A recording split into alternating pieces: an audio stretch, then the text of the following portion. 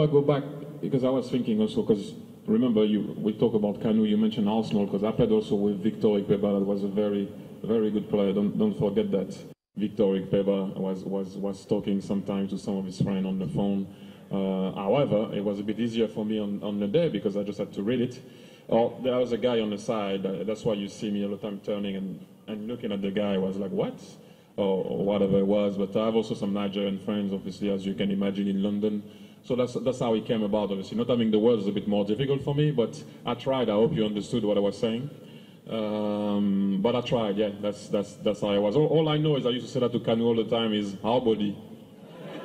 Okay. Then he used to say, body day. So I knew we were good. That's really smooth, right? That's not bad. That's not bad now. Of course.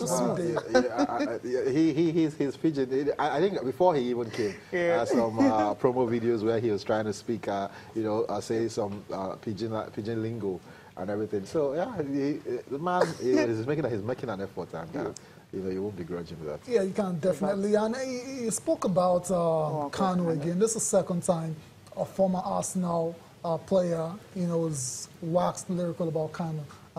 Nicolas Anelka said the same thing.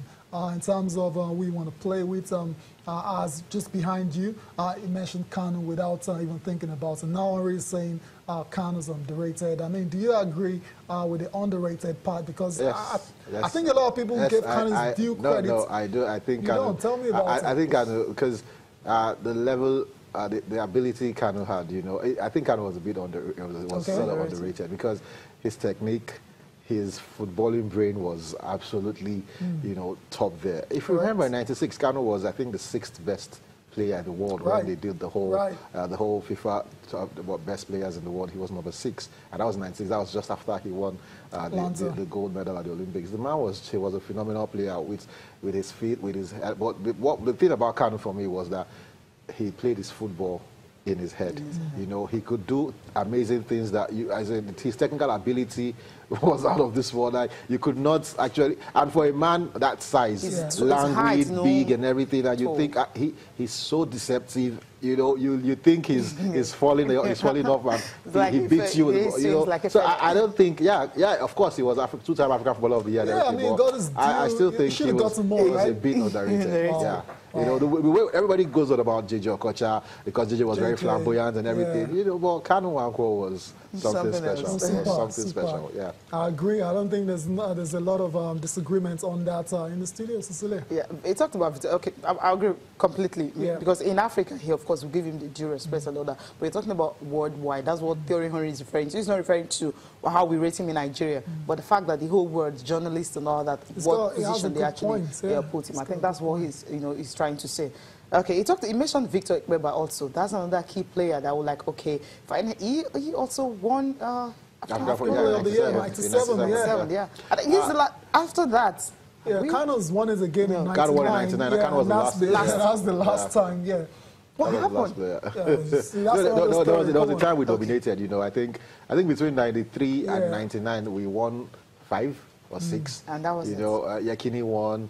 Amunike won, Victor Ikpeba won, Kanu won twice, and this was between 93 and 99, so it was a golden era. It was the golden era for Super Eagles and everything, and it's all gone. Yeah, well, of course it will always go, but the thing is to try and make sure next that year at the World Cup, I mean, Super Eagles and it's not looking very good for 2017 again, right? I know Victor Moses. Incidentally, we're going to find out the top 3 shortlists for the CAF 2017 Footballer of the Year. Hopefully, Victor Moses can make that shortlist. But at least the past couple of years, we've been getting some players. Mikel was there.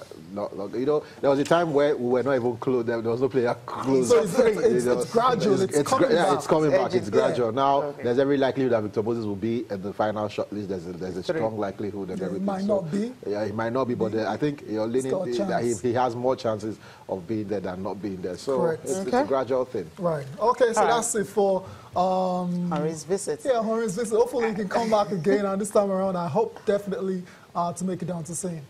having the players. Wow. Well, Exactly. here you have Pulisic, you have Aubameyang, you've got the big players, you know, that can actually play for you. And I think that's the reason. That's the reason. Let's go. I just Let's go on a break now. We'll come back. Just look at some of the results across Europe. Come on, Chinasa.